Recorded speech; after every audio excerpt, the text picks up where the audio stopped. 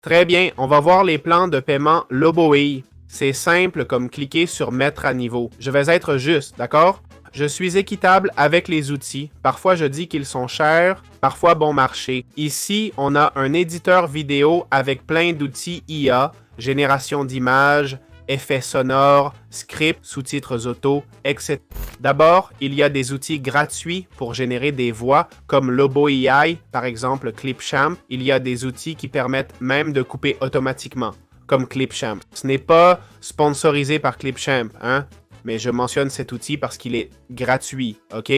C'est gratuit, je l'utilise. Je répète, ce n'est pas du tout sponsorisé. Vous avez un tuto Clipchamp sur la chaîne. J'essaie juste de vous éviter d'acheter ce produit, ou du moins pas au prix affiché, d'accord? C'est certes intéressant d'avoir tout centralisé sur une même plateforme, effets sonores, voix, tout en un. Mais désolé, le prix n'est vraiment pas justifié, ok? On parle de 24$ par mois, vous voyez, et en mensuel, ça monte à 29$, même si le premier mois n'est que 10$. Mais il ne donne que 2 heures de génération vocale, alors que Clipchamp est illimité et gratuit. Clonage de 5 voix, c'est intéressant. Sous-titrage automatique, ok. Générateur de sous-titres auto. Export Full HD 1080p pour 30$ par mois. Vous vous rendez compte? Bon. Utilisation illimitée et droits commerciaux. Puis 48$ par mois pour un éditeur vidéo, messieurs. 48$ par mois, quoi. C'est un prix exorbitant pour un abonnement. Je répète, c'est un abonnement, hein?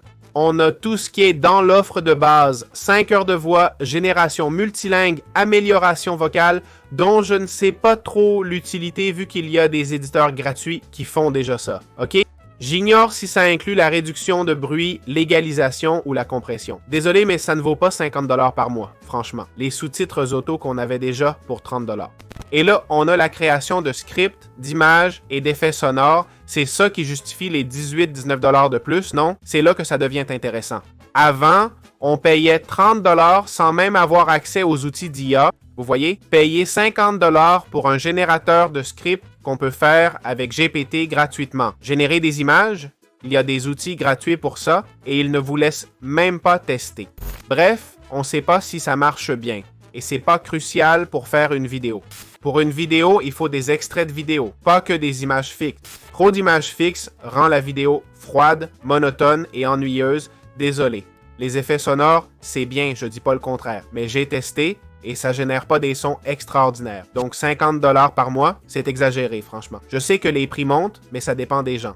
Si certains trouvent que 50$ mois vaut le coup, allez-y. Je répète, cet éditeur n'a que l'IA d'intéressant. Le reste, comme éditeur vidéo, ça vaut rien, ok? Il a des trucs basiques que même les éditeurs gratuits ont. Je vais même pas parler de la version pro. Dépenser 150€ par mois pour un éditeur, c'est fou, non? Je m'excuse. Donc, point pour Jenny, c'est en ligne. D'accord? C'est mon avis. Mais je répète, Clipchamp est aussi en ligne. Désolé pour cette comparaison. Vraiment. On dirait que je suis fan. J'utilise pas Clipchamp, mais si je devais éditer gratos, je le choisirais. Voir Clipchamp gratuit surpasser cet outil payant, ça m'agace. Voilà, c'est mon avis. Quel serait le juste prix pour cet outil? Désolé, mais 15€ par mois maximum. Et la version pro? Version pro, 15€ par mois max. Vous direz que c'est peu, pas rentable, mais ajusté, quoi.